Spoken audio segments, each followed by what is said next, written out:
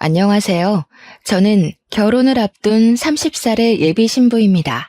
오늘 저의 예비 남편과 함께 살게 될 신혼집을 계약함으로써 결혼에 대한 모든 준비가 마쳐졌어요.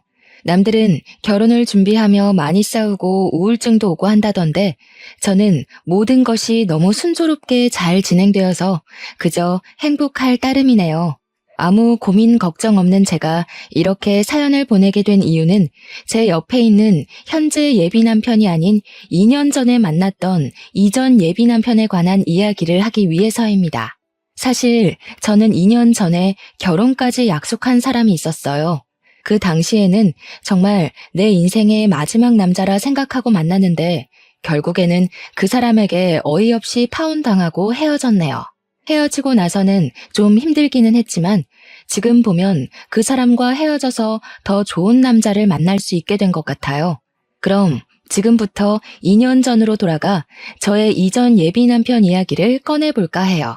2년 전, 저는 아버지의 회사에서 격리로 근무하고 있었습니다. 아버지의 회사는 저희 할아버지부터 운영을 해오던 회사로 설립한 지 60년이나 되었고 직원 수도 80명에 연 매출도 100억이 넘는 알짜배기 중소기업이랍니다. 할아버지께서 회사를 설립하고 대표로 계시다가 5년 정도 전에 건강 악화로 경영 일선에서 물러나시고 그 자리를 아버지가 물려받게 되었죠. 사실 처음에는 아버지의 회사에 들어가지 않으려고 했어요. 왜냐면 아버지의 회사는 화학 관련 회사인데 저는 이쪽은 아예 관심도 없고 전혀 모르는 데다가 회사보다는 사회복지 쪽에 관심이 더 많았거든요.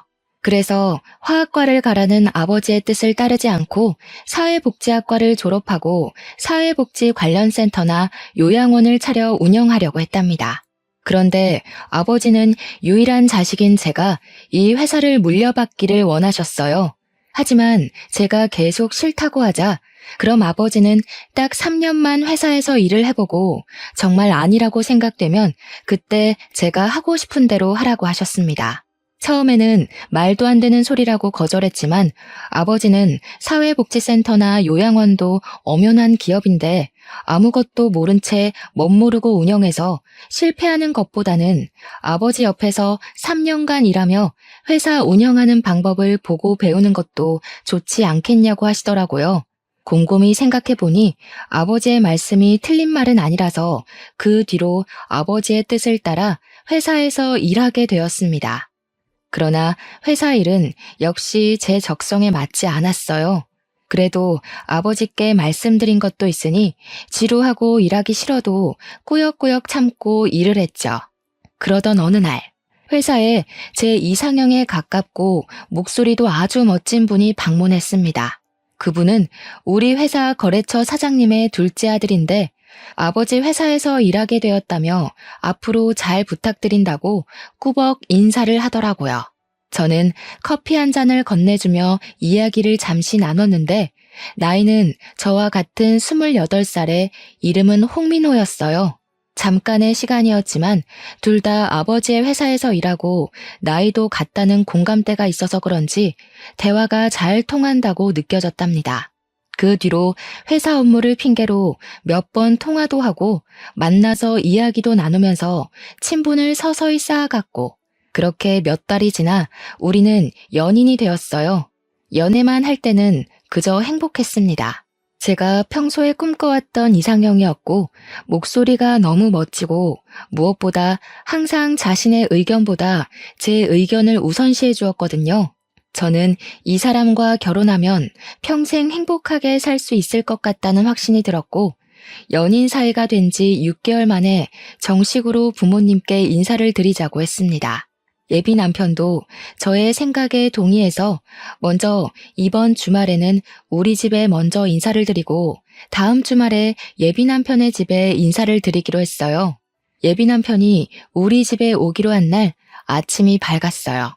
우리 엄마는 제가 집에 남자를 데리고 온다고 하자 아주 많이 반가워하시며 새벽부터 일어나 이것저것 음식을 장만하셨습니다. 평소에는 잘 주시지도 않던 생선에 갈비찜에 전복에 각종 나물까지 무슨 잔치상을 차려놓으셨더라고요. 엄마를 도와 상차림이 마쳐지고 얼마 지나지 않아 예비 남편한테 집 앞이니 대문을 열어달라는 전화가 왔어요.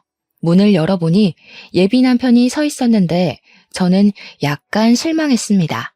저희 부모님은 친구의 집에 처음 방문할 때에는 작은 음료수나 과자라도 사들고 가는 것이 예의라고 알려주셨는데 예비 남편은 빈손으로 왔더라고요. 여기까지는 사람마다 생각의 차이이고 남의 집에 간다고 꼭 뭐를 사들고 가는 것이 법으로 정해진 것도 아니기에 그럴 수도 있다고 생각했어요. 그런데 결혼을 생각한 사람의 집에 첫인사를 오는데 회사에서 입는 작업복을 입고 온 것이 아니겠어요? 제가 회사에서 일하다가 온 거냐고 물으니 그것도 아니고 작업복이 제일 편해서 그냥 입고 왔다고 하더라고요. 사실 우리가 그동안 만날 때마다 예비 남편은 회사에서 일하다가 와서 작업복을 그대로 입고 만났어요. 어차피 둘이서만 만나는 거고 예비 남편은 아버지의 회사를 물려받을 생각으로 회사에서 먹고 자고 생활하니 그런 부분에 대해 큰 불만은 없었습니다. 하지만 오늘은 엄연히 결혼을 염두에 두고 만나는 첫 자리인데 작업복을 입고 오는 것은 좀 아니잖아요. 게다가 일하다가 온 것도 아니고 그냥 단순히 편하다는 이유로 이렇게 왔다는 것이 저는 이해가 잘 되지 않더라고요. 부모님도 조금 당황하신 눈치였지만 일단 제가 집에 처음으로 데리고 온 남자이니 반갑게 맞이해 주셨습니다. 예비 남편은 엄마가 준비하신 음식을 아주 맛있게 먹었고 엄마는 그런 모습이 보기 좋았는지 이것저것 더 먹으라고 챙겨주시더라고요.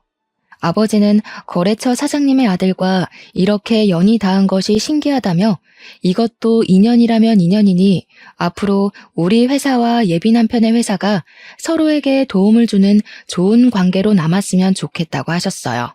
그리고 다음 주 제가 예비 남편의 집에 인사를 드리러 가기로 한 날이 되었습니다.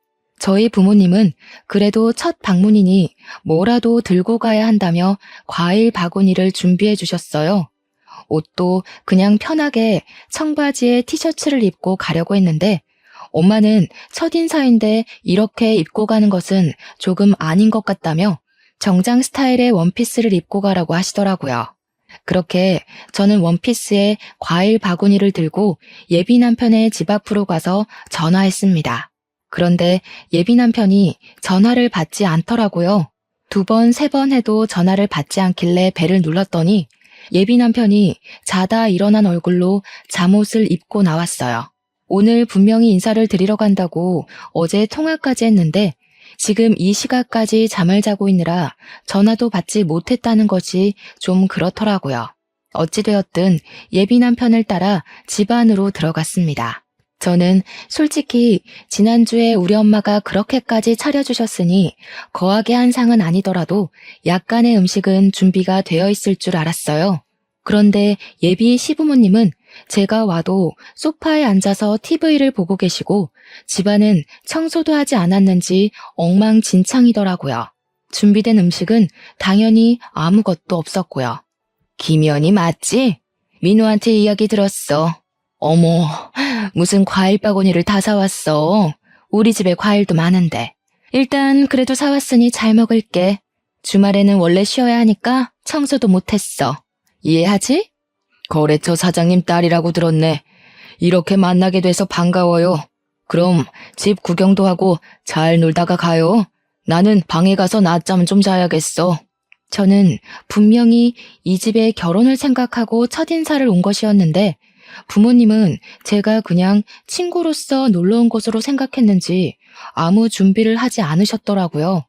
뭔가 좀 이상했지만 일단 예비 남편을 따라 집과 예비 남편의 방을 구경했어요. 저는 예비 남편의 방을 구경하다가 혹시 부모님이 오늘 인사하러 온다는 것을 모르셨냐고 물었습니다. 예비 남편은 알고 계셨는데 왜 그러냐고 하길래 저는 그래도 오늘 첫인사라서 집에서 밥이라도 같이 먹으며 이야기를 할 줄 알았다고 말했어요. 우리 집은 원래 주말에는 늦게 아침 먹어서 점심을 잘 안 먹어. 대신에 저녁을 빨리 먹지. 그리고 사실 지금 이 시각은 낮잠 시간이야. 뭐? 그러면 차라리 다른 시간으로 잡지 왜 이 시간에 잡았어? 나는 그래도 오늘 부모님이랑 이야기도 좀 나누고 할 줄 알았는데. 에이, 그렇게 진지하게 할 얘기가 뭐가 있어? 그냥 집 구경이나 하고 간단히 인사하면 되지 뭐. 안 그래? 그냥 가볍게 만날 때는 정말 잘 맞는다고 생각한 예비 남편이었는데 진짜 제 남편이 된다면 잘 맞지 않을 것 같다는 생각이 조심스럽게 들었습니다. 일단 방에서 나와 다시 거실로 갔어요. 거실에는 여전히 예비 시어머니께서 TV를 보고 계시더라고요. 예비 남편은 예비 시어머니 옆에 앉고 저도 일어서 있기도 뭐하고 해서 예비 남편 옆에 앉았습니다. 예비 시어머니는 TV를 보다가 제가 가져온 과일 좀 먹어보자며 예비 남편에게 과일을 깎을 칼과 접시를 가져오라고 했어요. 예비 남편이 주방에서 칼과 접시를 챙겨오자 예비 시어머니가 저에게 칼과 접시를 넘기며 과일 좀 깎아보라고 하고 다시 TV를 보시는 게 아니겠어요? 솔직히 저는 아직 손님이고 오늘 처음 보는데 대뜸 과일을 깎으라고 시키시니 너무 당황스럽더라고요. 하지만 과일 깎는 것이 어려운 일이 아니니 그냥 과일 바구니 안에서 사과와 배를 가져와 깎았어요. 연희야, 껍질이 너무 두껍네. 껍질을 얇게 깎아야지. 너 회사 일하느라 살림은 하나도 해보지 않았구나? 티가 너무 난다. 결혼하기 전에 과일 깎는 법부터 배워와. 알겠니? 예비 시어머니는 제가 깎아둔 껍질을 들고 너무 두껍게 깎았다고 타박하며 과일을 드시기 시작했어요. 예비 남편은 예비 시어머니의 그런 말을 듣고도 아무 말도 하지 않고 과일을 혼자 집어먹더라고요. 솔직히 우리 집에서는 예비 남편 온다고 상다리 휘어지게 잔치상을 차려 대접했는데 여기서는 물 한 잔도 받아 먹지 못하고 이렇게 과일이나 깎고 있으며 타박까지 듣는 것이 화가 났어요. 그래도 처음 뵙는 자리인데 굳이 소란을 만들고 싶지는 않아서 그냥 꾹 참고 있었습니다. 그런데 너네는 결혼하면 엄마한테 용돈 얼마 줄 거야? 연희 너희 회사는 꽤 크니까 부모님 도움 많이 받을 수 있지 않아? 나중에 연희 네가 회사 물려받을 수도 있고 말이야. 저는 아버지 회사에는 관심 없어요. 지금은 3년만 회사에 다녀보라고 하셔서 그냥 다니고 있는 거예요. 그리고 저는 결혼할 때 친정의 도움 없이 제 힘으로 결혼을 하고 싶어요. 그래? 그럼 뭐 많이 모았어? 할아버지께서 저 20살 때 성인 된 기념으로 주신 제 명의 아파트 하나 있고 어릴 때부터 돈 모으고 투자도 하고 해서 결혼을 준비할 정도의 돈은 있어요. 아파트가 있어? 그럼 네 아파트에서 너희 신혼살림 꾸리면 되겠다. 참, 요새 내 주변에 며느리 본 사람들 이야기 들어보니까 며느리들이 시댁에 한 달에 100만 원씩 용돈 준다더라. 자산이 그 정도나 있으면 너희도 한 달에 용돈 100만 원 가능하겠다. 우리 민호가 여자는 기막히게 잘 골라왔네. 엄마, 당연하지. 연희도 회사 계속 다니고 나도 아버지 밑에서 일하면 그 정도는 가능하지 않겠어? 연희야, 그치? 저는 솔직히 아버지 회사 3년만 다니고 관두고 제 갈 길을 갈 것이고 제 명의 아파트는 여기서 먼 서울이라 거기서 신혼살림을 꾸릴 생각 없습니다. 그리고 시부모님 용돈은 아직 생각을 해보지는 않았지만 한 달에 100만 원은 조금 과한 것 같다는 생각이 드네요. 그리고 시부모님께 한 달에 100만 원을 드리면 친정 부모님께도 100만 원씩 드려야 하는데 그럼 한 달에 200만 원이 나가는 셈이 되니 너무 부담되네요. 너도 설마 시댁과 친정이 무조건 똑같아야 한다고 생각하는 그런 아이니? 어차피 친정은 회사도 엄청나게 잘 되고 돈도 많은데 굳이 용돈을 왜 드려? 그리고 아파트가 회사가 멀어서 그곳에서 신혼집 못 꾸리겠으면 그 집 팔면 되잖아. 그 팔고 난 돈으로 이 근처에다가 신혼집 얻어서 살면 되지. 그러면 빚도 생기지 않고 딱 좋네. 그치? 무조건 안 된다고 하지만 말고 내 말 한번 진지하게 생각해봐. 어른 말 잘 들으면 자다가도 떡이 나온단다 얘야. 예비 시어머니는 제 명의 아파트를 판 돈으로 이 근처에 신혼집을 마련하고 한 달에 자신에게 100만 원씩 보내주길 바라는 눈치였습니다. 저는 그런 요구가 너무 기가 막혔어요. 제 명의 아파트니까 필요하다면 제 마음대로 아파트를 팔 수 있기는 하지만 할아버지의 선물이니 될 수 있으면 오래 가지고 있다가 나중에 의미 있게 사용하고 싶었거든요. 그런데 예비 시어머니는 그 아파트를 팔고 집을 마련하라고 하고 심지어 한 달에 100만 원이나 되는 큰 용돈을 그저 바라고만 계시더라고요. 솔직히 우리 부모님은 결혼한다고 하면 이것저것 해주신다고 난리이실 텐데 예비 시어머니는 결혼하면 그저 이것저것 받을 생각뿐인 것 같아서 매우 실망스러웠답니다. 제 표정이 좋지 않자 예비 남편은 제가 피곤해 보인다며 집에 데려다 준다고 어서 가자고 했어요. 그래서 그냥 인사하고 바로 그 집에서 나왔습니다. 엄마가 그냥 농담으로 이야기하는 건데 꼭 그렇게까지 진지하게 얘기해야겠어? 너는 꼭 쓸데없이 진지하더라. 농담? 내 명의로 된 아파트를 팔아서 신혼집을 마련하고 한 달에 100만 원이나 용돈을 바라시는 게 농담이야? 그리고 지금 우리는 그냥 친구 사이로 만나는 게 아니라 결혼을 생각하며 만나는 거야. 당연히 이런 돈 문제는 진지하게 이야기를 해야 하는 거 아니야? 내 생각엔 우리가 당장 상견례하고 결혼 날짜 잡은 것도 아닌데 네가 너무 앞서간 것 같아. 솔직히 이런 이야기는 상견례를 하고 나서 말해도 되잖아. 그니까 이런 거에 싸우지 말자. 예비 남편은 그저 대충 얼버무리려 했습니다. 그날은 저도 너무 기분이 상해서 예비 남편과 더는 이야기하지 않고 집 앞에서 바로 헤어졌답니다. 집에 도착하니 엄마가 처음으로 갔는데 어땠냐고 물어보셨어요. 저는 그날 있던 모든 일을 다 말씀드리려다가 엄마가 속상해 하실까봐 자세히는 말 안 하고 그냥 좋았다고만 했답니다. 그런데 제 표정이 영 아니었는지 자꾸 캐물으시더라고요. 어쩔 수 없이 모든 상황을 이야기하니 저번에 우리 집에 올 때도 빈손으로 오고 복장도 그래서 좀 실망했는데 역시나 그런 일이 있었냐며 결혼하는 것은 진지하게 고민해봐야겠다고 하셨어요. 솔직히 제 생각도 엄마의 생각과 다르지 않았습니다. 오늘 한 번 뵀지만 예비 시댁은 너무 기본적인 예의도 없고 아무것도 안 하고 그저 바라기만 하는 것이 보였거든요. 저녁을 먹을 때도 제가 계산하고 커피나 술을 마실 때도 다 제가 계산했습니다. 심지어 예비 남편 집을 방문하고 일주일 후가 제 생일날이었는데 생일 선물은커녕 케이크 한 조각도 없었더라고요.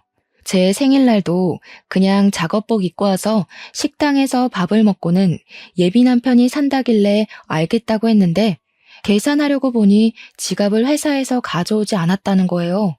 사람이 바쁘면 그럴 수도 있겠지 싶어 제가 식사 비용을 계산했어요. 그런데 어이없는 건 차에 가보니 지갑이 떡하니 있더라고요. 지갑을 본 예비 남편이 당황해하는데 일부러 놓고 간 것 같다는 생각이 들었답니다. 뭐 우리가 그리 비싼 밥을 먹은 것도 아니니 제가 얼마든지 계산을 할 수 있었고 제 생일이라고 꼭 선물을 받아야 한다는 것도 아니에요. 그런데 요리조리 피하면서 그냥 돈을 한 푼도 쓰지 않으려는 모습이 보이니까 너무 얄밉더라고요. 그렇게 한 달이라는 시간이 지났습니다. 한 달 동안 예비 남편은 저와 만나며 한 번도 계산하지 않았고 저 혼자 데이트 비용을 내니 너무 부담스러워서 만나는 횟수도 줄이고 있었답니다. 그러다가 예비 남편의 생일이 다가왔고 선물을 준비하려다가 예전에 예비 남편이 제게 했던 대로 그냥 밥만 먹으려고 했어요. 맘 같아서는 저도 똑같이 지갑을 두고 가고 싶었지만 그래도 그건 아닌 것 같아 그러지는 않기로 했네요. 그런데 자신의 생일 일주일 전부터 블루투스 이어폰이 일할 때 필요하다며 자꾸 블루투스 이어폰을 생일 선물로 사달라는 식으로 이야기하더라고요. 저한테 돈을 한 푼도 쓰지 않으려는 예비 남편에게 굳이 블루투스 이어폰을 사주고 싶지는 않았어요. 제가 예비 남편의 엄마도 아닌데 왜 블루투스 이어폰을 사다 줘야 하나요? 그래서 저는 그냥 계속 모른 척하고 예비 남편 생일날 아무 선물 없이 밥만 먹고 헤어졌네요. 그렇게 일주일 정도가 지나 금요일이 되었습니다. 회사에서 일하는데 아버지가 저를 대표실로 부르셔서 들어가 보니 눈물을 흘리시며 퇴근할 준비를 하고 계시더라고요. 무슨 일이냐고 여쭤보니 건강이 좋지 않으셔서 입원해 계시던 할아버지께서 곧 돌아가실 것 같으니 빨리 병원으로 오라고 연락이 왔다는 거예요. 저는 아버지를 모시고 바로 병원으로 갔습니다. 병원에 가니 이미 엄마는 도착해 계셨는데 할아버지는 숨쉬기조차 버거워 보이셨어요. 그 와중에도 아버지와 제가 온 것을 보시고는 힘겹게 미소를 지으시고 눈을 지그시 감으시더라고요. 그렇게 감긴 할아버지의 눈은 영원히 떠지지 않았답니다. 우리 가족은 고인이 되신 할아버지의 장례 준비를 시작했어요. 빈소를 차리고 영정사진을 준비하고 지인들에게 부고를 보냈죠. 예비 남편에게도 부고를 보내니 지금 바로 장례식장으로 가겠다는 연락이 왔어요. 그리고 전화를 끊고 1시간 만에 예비 남편이 장례식장에 도착했어요. 예비 남편은 먼저 할아버지께 인사를 드리고 나서 우리 가족을 돕다가 늦은 밤이 되어서야 집으로 돌아갔네요. 저는 할아버지가 돌아가셨다는 소식을 듣자마자 바로 달려와서 도와준 예비 남편에게 너무 고마웠어요. 사실 그 전까지만 해도 예비 남편에게 많이 서운했었지만 그런 감정이 모두 다 사라지고 그저 고맙고 또 고마울 따름이었습니다. 그리고 다음날 할아버지의 입관식을 마치고 슬픔에 잠겨 있는데 모르는 번호로 전화가 왔어요. 내 번호 몰랐지? 나 민우 엄마. 그니까 장차 너의 시어머니가 될 사람이야. 다름이 아니고 오늘 오후에 김치 담글 건데 와서 배워. 결혼 전에 시댁에 드나들면서 가족들과도 친분을 쌓고 해야 하는 거다. 저번에 민우 형, 그니까 너의 아주버님도 못 봤잖아. 오늘 와서 인사도 좀 하고 저번에 과일 깎을 때 보니까 살림 솜씨도 영 없는 것 같은데 이참에 와서 살림도 배우고 해라. 민우한테 못 들으셨나 봐요. 저희 할아버지 돌아가셔서 지금 장례식 중이에요. 저 못 갑니다. 알아. 어제 민우한테 들었어. 그런데 부모 장례식도 아니고 조부모 장례식인데다가 너는 손녀인데 굳이 꼭 사흘 내내 있어야 하니? 그냥 내일 발인 때나 가면 되지. 일손이 부족하기도 하고 지금 할 일이 태산이니까 어서 와라. 알겠니? 정말 너무하시네요. 제가 진짜 그 집 며느리도 아니고 설사 며느리라 해도 할아버지가 돌아가시면 시댁에 무슨 일이 있어도 당연히 장례식장에 가야 하는 거 아닌가요? 지금 결혼도 안 한 제가 할아버지의 장례식도 불참하고 고작 예비 시댁에 김장하러 가야 할 이유 전혀 없다고 보는데요. 뭐? 너 말 다 했니? 고작 예비 시댁? 그리고 김장이 얼마나 중요한 일인데 어떻게 말을 그딴 식으로 하니? 너 정말 못 배워먹은 아이구나. 정말 너무하다. 정말 너무한 건 어머님이시죠. 그리고 누구든 조부상 중이면 이런 말 전에 위로부터 하는 게 당연한 겁니다. 조부상을 당한 것을 알면서도 위로는커녕 김치를 담그러 오라니. 지나가는 사람 붙잡고 물어보세요. 이게 옳은 일인지요? 저는 처음에 예비 시어머니가 김장하러 오라길래 당연히 할아버지가 돌아가신 사실을 모른다고 생각했습니다. 그런데 예비 시어머니는 그 사실을 아는데도 저는 손녀이니 굳이 3일 다 있을 필요가 없다며 김장을 배우러 오라고 하는 게 아니겠어요. 제가 참지 않고 말대꾸를 하자 예비 시어머니는 황당해하면서 더 뭐라고 하려고 했지만 입관식을 할 때 하도 울어서 목소리도 잘 나오지 않고 더는 그런 쓸데없는 말을 들을 필요가 없다고 생각되어 그냥 끊어버렸습니다. 잠시 뒤에 예비 남편한테 문자가 오더라고요. 엄마가 김장할 때는 할 일이 많아서 예민해져 있다며 방금 엄마가 전화로 이야기한 것은 자신이 대신 사과한다고 미안하다고요. 저는 뭐라고 더 따지려다가 장례식 중이라 싸울 기운도 없고 장례식 둘째 날이 토요일이라 손님이 많이 계셔서 그냥 알겠다고 답장하고 말았네요. 그리고 셋째 날 새벽부터 예비 남편이 왔더라고요. 할아버지의 발인하는 것을 지켜보고 우리 가족이 울고 있으니 손수건을 가져다 주기도 하고 다들 밥을 먹지 못하고 있으니 율무차를 뽑아오는 등 알뜰살뜰히 우리 가족을 챙겨주었습니다. 전날 김장하느라 예비 남편도 힘들었을 텐데 새벽부터 와서 함께 해주니 너무 고마웠어요. 예비 남편이 잠깐 자리를 비웠을 때 엄마는 처음에 사람이 영 아닌 것 같았는데 다시 보니 오해한 것 같다고 하셨어요. 저 역시 할아버지의 장례식을 통해 예비 남편이 다시 보였답니다. 모든 장례를 마치고 아버지도 너무 고맙다며 조만간에 크게 밥 한 번 사겠다고 약속하셨어요. 그 후로 부모님은 예비 남편에게 밥을 사줘야 하니 약속을 잡으라고 했지만 예비 남편의 회사 일이 갑자기 바빠지는 바람에 그 뒤로 밥은커녕 데이트도 제대로 못했네요. 시간이 흘러 설날이 다가왔어요. 우리 가족은 명절이 되면 평소에 바빠서 가지 못했던 여행을 가요. 연휴가 길면 해외로 가기도 하는데 이번에는 연휴가 짧아서 제주도로 여행을 가기로 계획하고 이 사실을 예비 남편에게도 이야기했습니다. 제주도? 그럼 설날에 우리 집 못 와?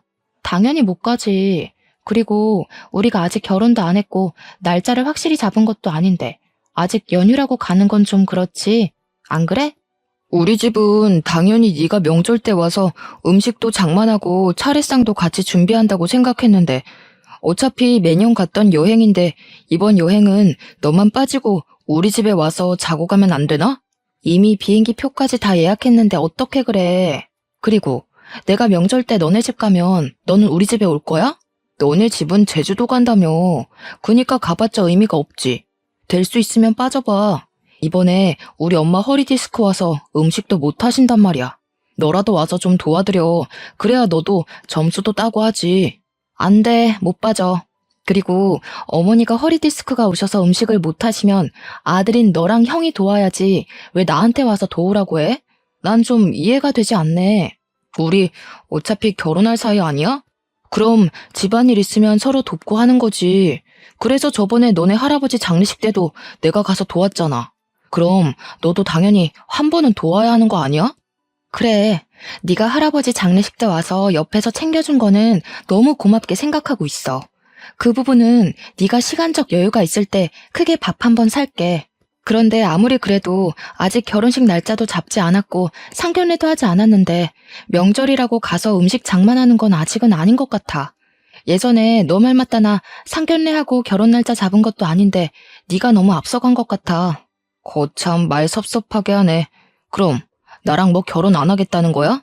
그게 아니고 아직 결혼한 것도 아니고 상견례도 안 한 이 마당에 벌써 너네 집에 가서 며느리 노릇을 하는 건 아닌 것 같다고.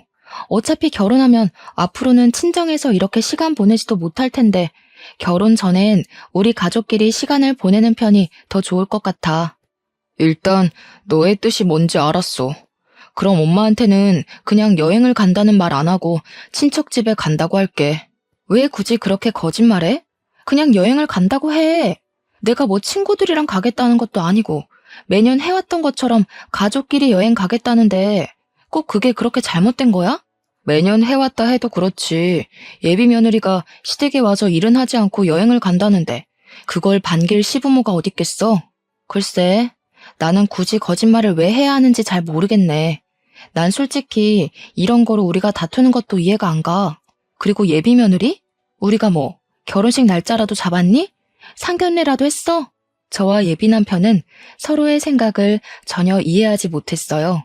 그렇게 시간이 흘러 설 연휴가 시작되어 우리는 계획대로 제주도로 떠났습니다. 제주도 숙소에 도착해서 짐을 풀고 있는데 예비 시어머니한테 전화가 왔어요. 나다. 너 가족끼리 제주도 갔다며? 결혼을 생각하면 당연히 시댁에 와서 살림도 배우고 같이 음식 장만도 하고 어른들께 인사도 해야 하는 거 아니냐? 저번에 김장 때는 할아버지 돌아가셨다고 못 온다더니 이번에는 명절인데도 여행을 간다고 못 와? 이게 말이나 되는 소리니?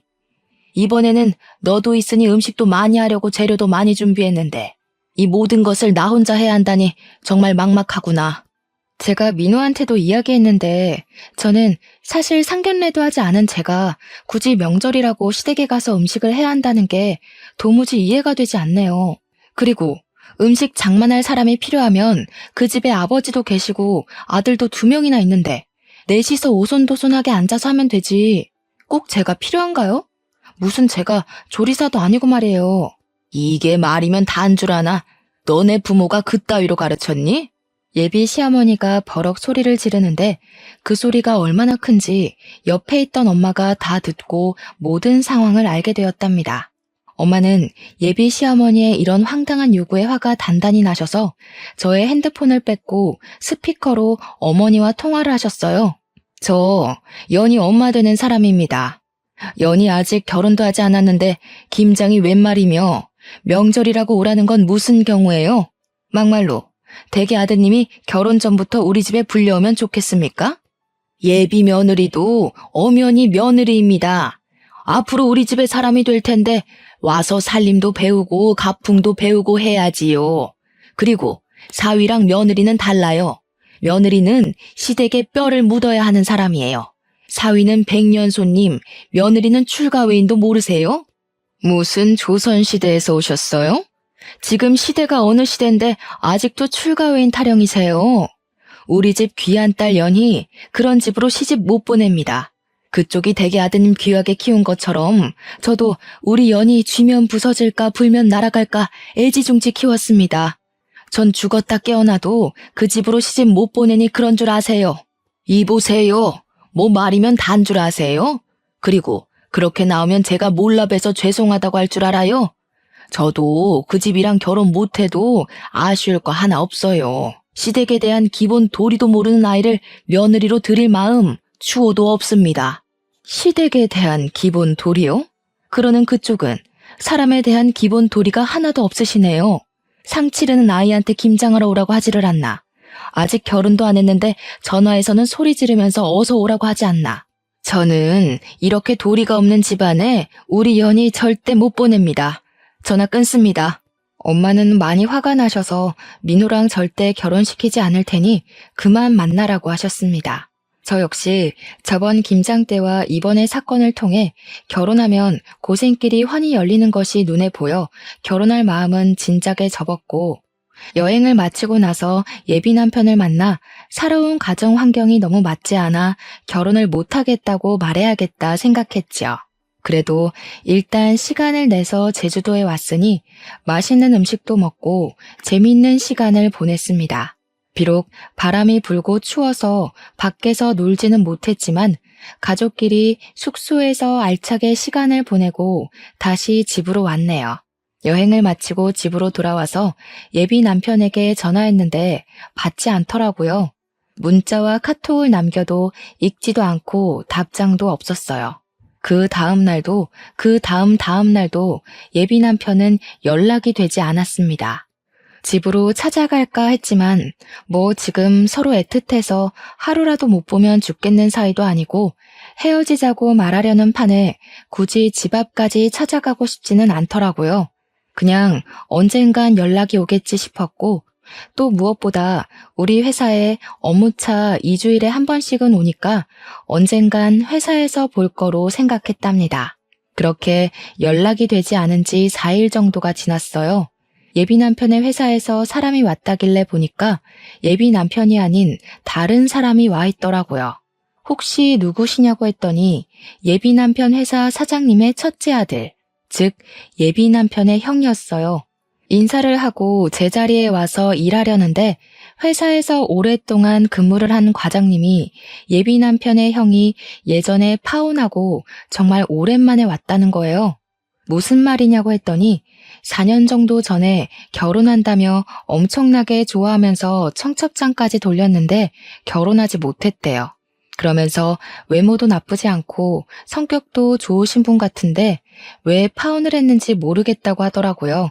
저는 그 이야기를 들으니 왜 파혼한지 알 것만 같았어요.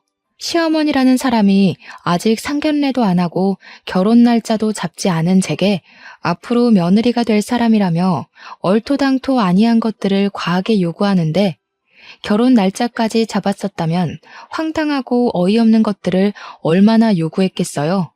보나마나 불보듯 뻔하죠. 형님이 성격이 좋아도 시어머니 자리가 그 모양인데 어떻게 결혼까지 할 수 있었겠습니까? 저는 형님과 결혼하려고 했던 그 여자분의 마음이 100번, 1000번 이해가 가더라고요. 그렇게 한 달 정도가 지났지만 여전히 예비 남편은 연락도 문자도 없었어요. 물론 우리 회사에도 오지 않았고요.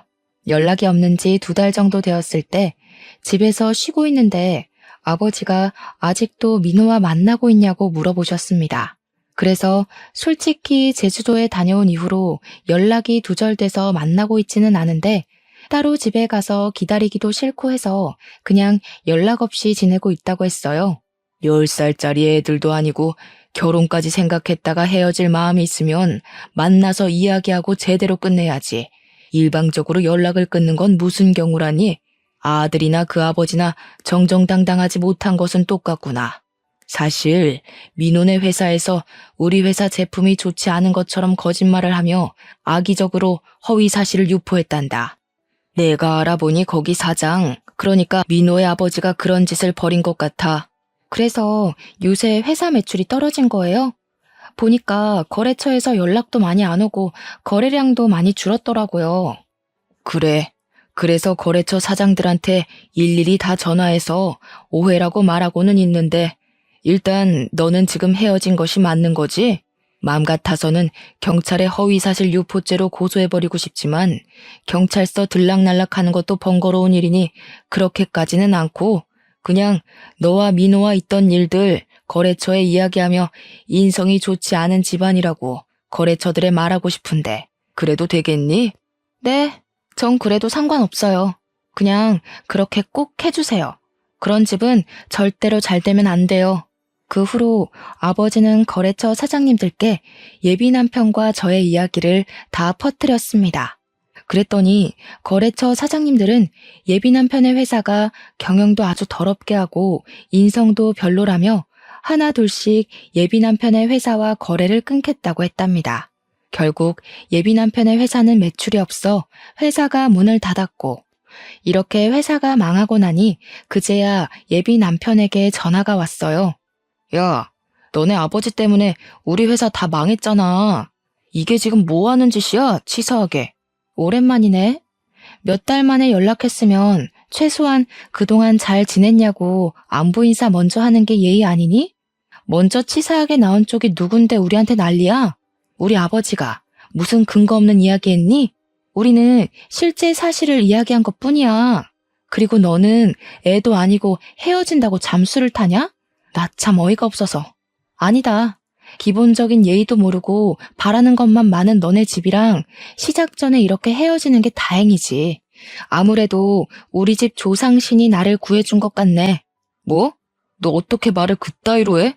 제정신이야? 아무리 그래도 우리 결혼을 생각하고 진지하게 만났던 사이였어. 그래, 우리 결혼을 생각한 사이였지. 그런데 너는 그렇게 잠수 타냐? 지금 우리 거의 3달 만에 연락한 건 알고 있지? 우리가 정말 진지하게 만남을 생각했다면 이렇게 오랫동안 잠적했겠어? 우리는 이제 결혼을 앞뒀던 사이가 아니라 원수보다도 못한 사이가 된 거야. 알겠니? 더는 너랑 내가 할 얘기 없을 것 같은데 끊는다. 차마 잘 지내라는 말은 못하겠다. 안녕. 저는 마지막으로 하고 싶던 말 다 쏟아내고 끊어버렸고 그 뒤로 연락이 오지 않았습니다.